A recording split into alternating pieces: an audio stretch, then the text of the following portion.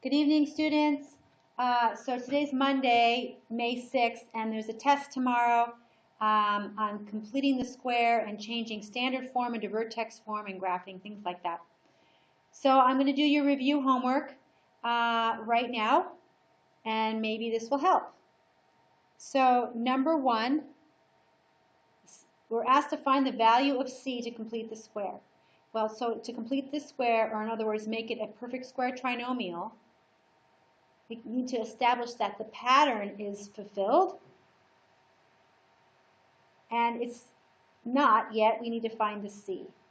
So we will take B, divide it by 2, and square it, and that will give us 64, which is the C value that makes this a perfect square trinomial. So C equals 64. If I put 64 here, then this can be factored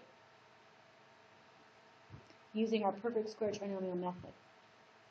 Number 2, find the value for C that makes this a perfect square trinomial or completes the square. So we take half of 2, the B term, and square it, and that's 1 squared, which is 1. So C equals 1. For number 3, our B is negative 9. We'll take negative 9, divide it by 2, and square it. Well, negative 9 squared is 81, and 2 squared is 4. So C is equal to 81 over 4. Okay, now we're going to write these equations in vertex form by completing the square. Then we'll find the vertex. Usually I would say rewrite, but we don't have to move anything here because there's no C out here that's being added already. So there's nothing out here. So we can just complete the square on the first 2 terms. Half of negative 10 and squared is 25. So we'll add 25, and don't forget we have to subtract 25. Now these first 3 terms are the perfect square trinomial, just like up here. And the way we factor them is take the square root of x squared, which is x, and the square root of 25, which is 5. We look at the signs inside. This is plus, this is minus, so we put a minus here, and we square it. And that's that in factored form, with a minus 25 on the outside. So y equals x minus 5 squared minus 25. And I'm going to put that in parentheses. What is the vertex? The opposite of what this value is, so that's a positive 5 and minus 25 here.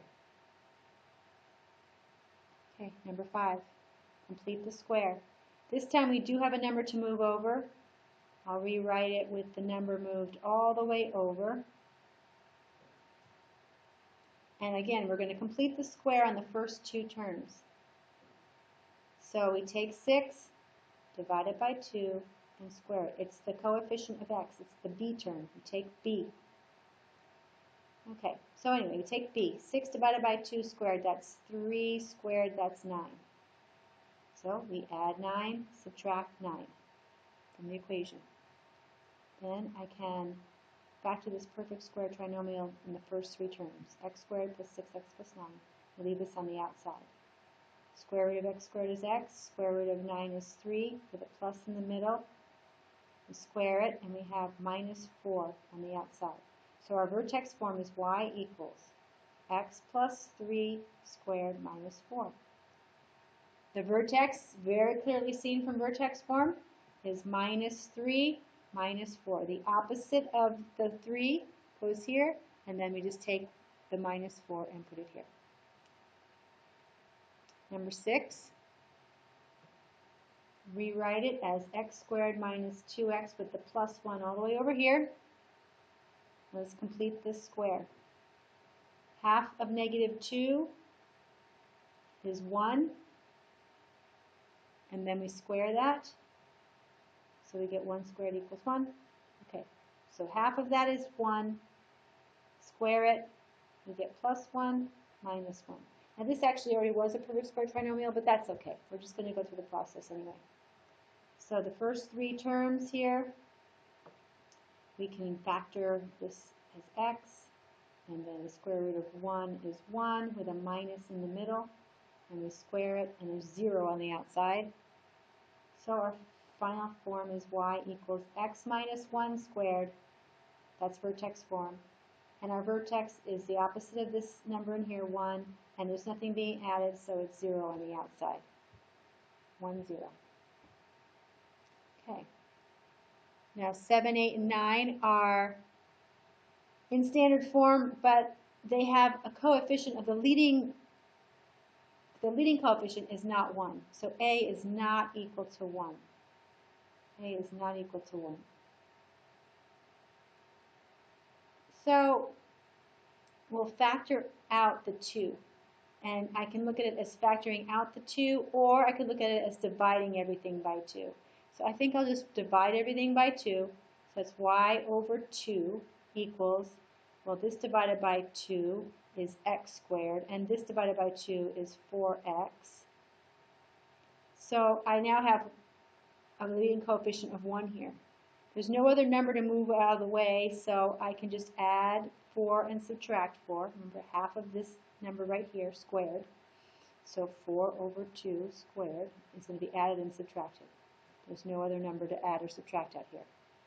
Factor the first three terms, perfect square trinomial, x plus 2 squared minus 4. Now we're not done because we have y over 2 equals. So in order for this to be done, we need to multiply everything by 2. So this by 2 becomes y. This by 2 becomes 2 times x plus 2 squared. And this last term here, minus 4, gets multiplied by 2, minus 8. So there's our final vertex form. And the vertex is -2, -8. Number 8. And this is a fraction, and in order to make this leading coefficient of -1/3 become 1, we have to multiply by its reciprocal. So we're going to multiply everything by -3. -3y equals, and -3 times -1/3 becomes 1. So that makes this a 1. So we get -3 times that becomes x squared. -3 times -2x is plus 6x. And -3 times 4 is minus 12. That's multiplying everything by -3 to make this leading coefficient equal to 1. Now I can rewrite this right side as x squared plus 6x with the minus 12 way over here, so that I can make this a perfect square trinomial. I'm going to divide 6 by 2 and square it. So 6 divided by 2 is 3 squared, 9. So I add 9, subtract 9. Now the perfect square trinomial can be factored. That's x plus 3 squared. Square root of this here, square root of this here. These are both positive, so plus inside here. Minus 9 minus 12 is minus 21. But we're not done. We still have minus 3y on the left, and we need to have y by itself.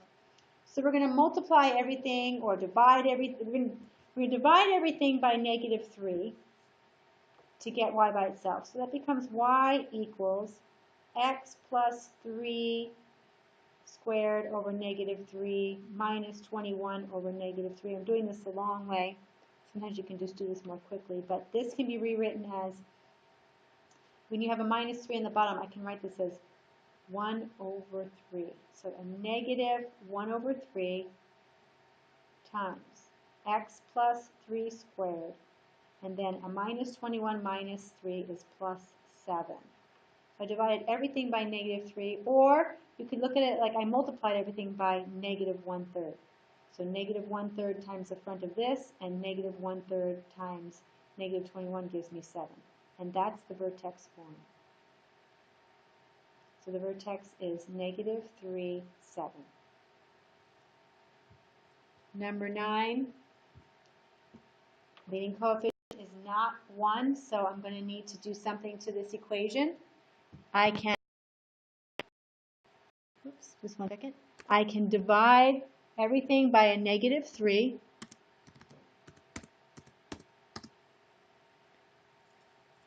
So if I divide everything by negative 3, this coefficient will become 1.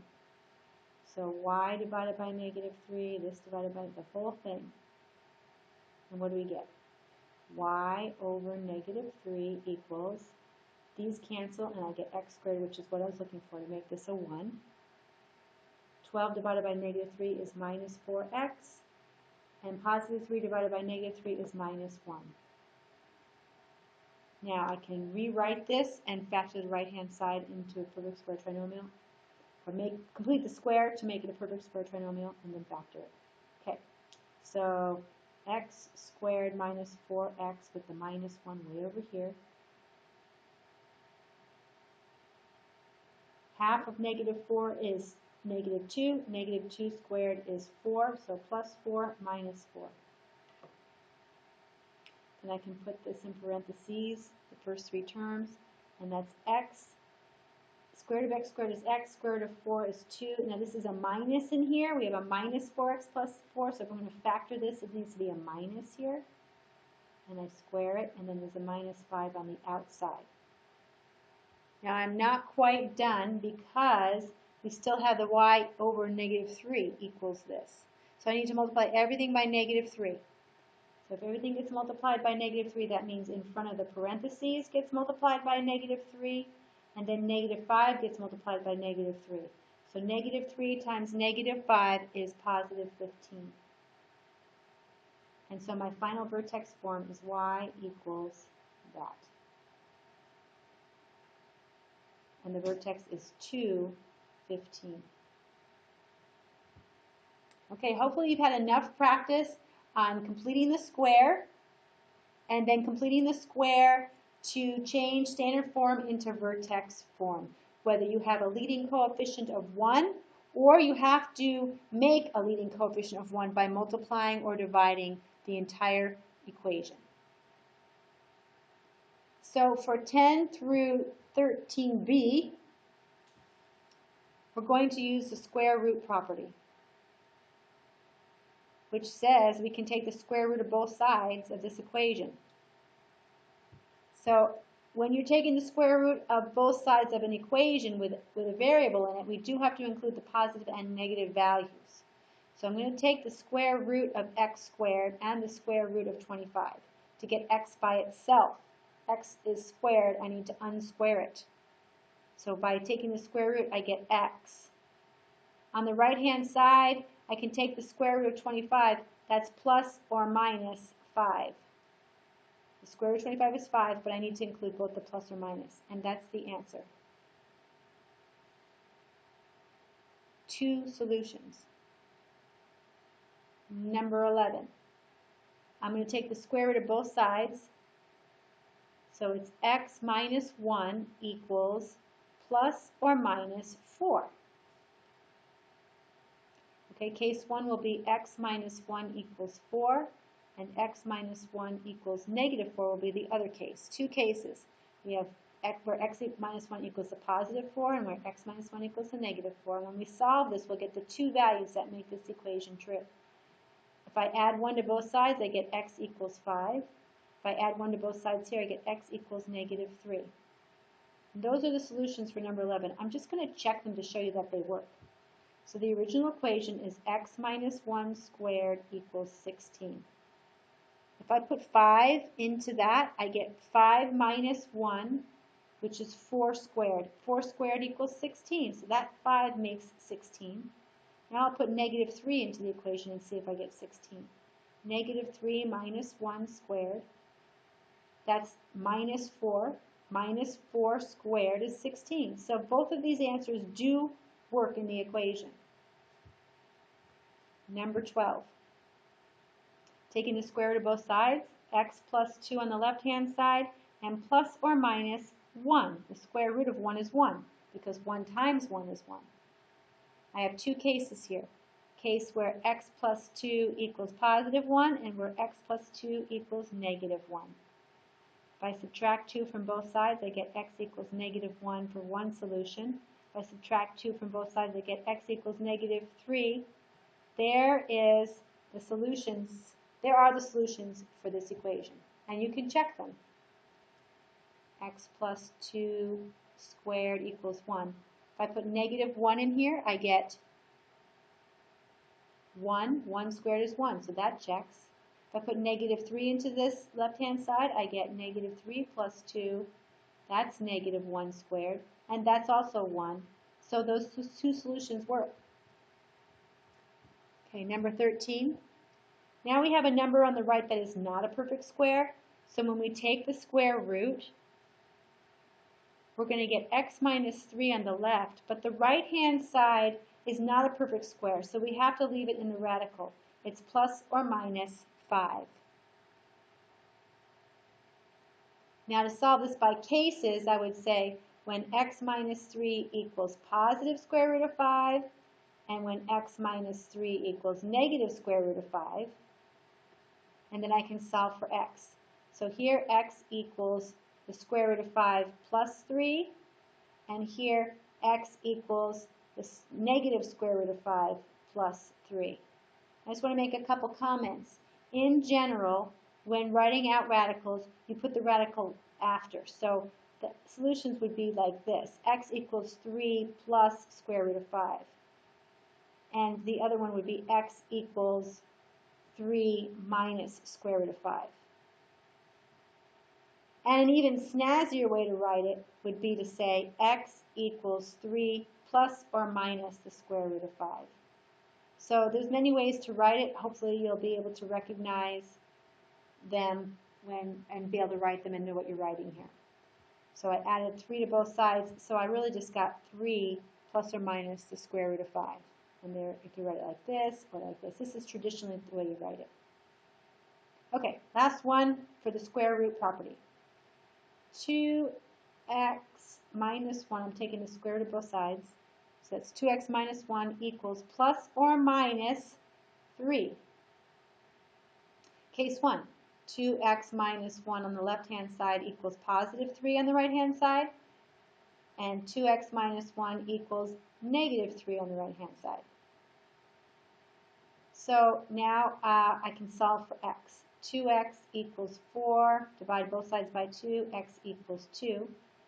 Here 2x equals negative 2, x equals negative 1, dividing both sides by 2, and those are the two solutions. And we could check them, and they will work. 2 goes in here, that makes 4 plus 1, that's not right, something happened.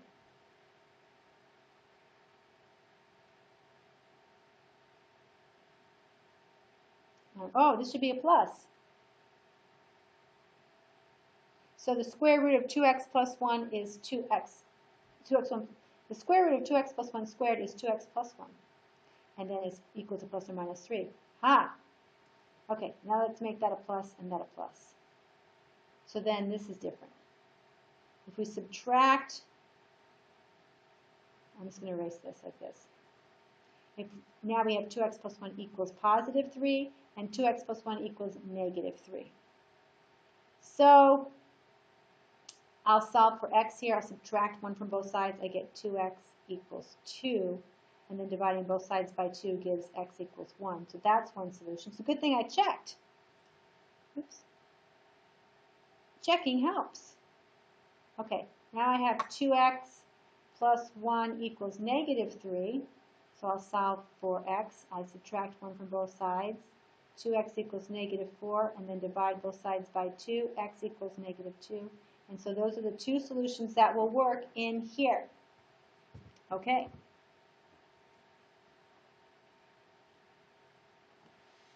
Square root property. Case 1 and case 2. All right, factoring to solve. These say solve. These are trinomials, quadratic equations set equal to 0. That should be a big indicator that we're going to use the diamond, or at least try to use the diamond. Doesn't always work. Okay, 1 times 9 is 9, and 6 goes down here. Two numbers that multiply to 9 but add to 6 are 3 and 3. Because this is a leading coefficient of 1, there are our factors. X plus 3 times x plus 3, and that equals 0. So we just factored that equation right there. Now, our solutions are going to be x equals negative 3, right? You set this equal to 0. We're going to get the same solution for each one. X equals negative 3. Number 15, make a diamond. 6 goes here, negative 5 down here. 1 times 6 is 6, negative 5. Negative 3 and negative 2 will work. Negative 3 times negative 2 is 6, and negative 3 plus negative 2 is negative 5. We can take our factors right from the diamond. X minus 3 times x minus 2, and that equals 0. So each factor set equal to 0, x minus 3 equals 0, x minus 2 equals 0. Well, then x equals 3, just add 3 to both sides, or x equals 2 by adding 2 to both sides, and there's our solutions for number 15. Number 16, this leading coefficient is not 1. We will not be able to take our shortcut. We will have to factor by grouping. 2 times negative 3 here is negative 6, and we have a coefficient here of 1, so 1 goes here. So two numbers that multiply to negative 6 but add to 1 would be negative 2 and 3. 3 times negative 2 is negative 6, and 3 plus negative 2 is 1. So to factor by grouping, I'm going to need to rewrite the first term and use these two as the coefficients for the middle term. So rewrite the first one, 2x squared, plus, let's see, minus 2x plus 3x. So we're using these as our new coefficients for x, splitting this into two different terms. And then rewrite the last term, minus 3 equals 0. Okay, rewrite the first term, then use these as coefficients for x, then rewrite the last term. Now we factor by grouping. So 2x here times x minus 1. Right, the greatest common factor between these two terms is 2x. I can take 2x out.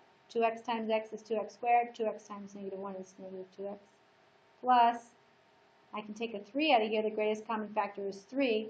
So 3 comes out, and I'm left with x minus 1, and that equals 0. Now I take out x minus 1 and multiply that by 2x plus 3, and that equals 0. So I took out the common binomials, put here.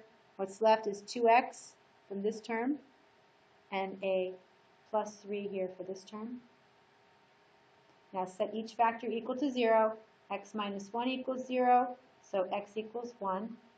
And here, 2x plus 3 equals 0, so 2x equals negative 3. Divide both sides by 2. X equals negative 3 halves. And those are the two solutions for number 16. Oops, sorry about that. I did not have that on the screen. So I set 2x plus 1. Wait, no, I didn't. Maybe I did have it on the screen. Okay, x minus 1 equal to 0, and then 2x plus 3 equal to 0, and then solve for each one. This is from a previous problem. Okay. Number 17, 18, 19, and 20 is graphing, or matching these graphs. So these are all in vertex form. So we're going to move the vertex in every point the way that these transformations tell us to move them. So the vertex form tells us here that the vertex is at negative 1, negative 1. So we can look for that. Oh, there's a vertex at negative 1, negative 1. And there's a vertex at negative 1, negative 1. But this tells us to take the parent graph. Let's do 17. Take the parent graph and move it to the left one and down one. So it looks an awful lot like this. Here's the parent graph moved over to the left one and down one, and that vertex matches. This is positive, so this is positive and opens upward, I should say. So 17 is B. Number 18, taking the parent graph. These are in vertex form. Taking the parent graph and moving it to the right one and then up one. Remember, it's the opposite sign. So we're going to go to the right one and up one. Well, here's one that's to the right one and up one. but it opens downward, and this is positive, so it has to open upward. Here's one that goes to the right one and down and up one, to the right one, up one, and so this is C. Remember, the parent graph looks like, I'll do it in a different color. The parent graph is the one that just sits at the origin here, and then it goes like this. Follows the pattern of over 1, up 1, over 1, up 3. Now, that's the parent graph. Okay, number 19. Aha, here's a negative, so that means the parabola is going to open down. So that leaves A or D. Then the vertex is at 1, 1. Well, here's the vertex at 1, 1, and it opens downward. I'm thinking it's A, because this one is at negative 1, negative 1. This is not the same vertex, so 19 is A. Lots of different ways to look at these. As moving the parent graph, looking at the vertex, looking at A to see if it's positive or negative. So 20 opens downward. It's the only one left. Let's just make sure. The vertex will be at negative 1, negative 1. So the vertex is at negative 1, the opposite of in here, and then negative 1. So that's the vertex, negative 1, negative 1, and it opens down. There's no other A here, so we don't have to worry about changing the pattern. It's to the right one, down 1, to the right one, down 3. Okay, that's, oops, I did it again. This is the vertex, negative 1, negative 1. It opens down and follows the pattern. Okay, so that's the homework for tonight, and I hope you have a lovely Monday. I'll see you tomorrow.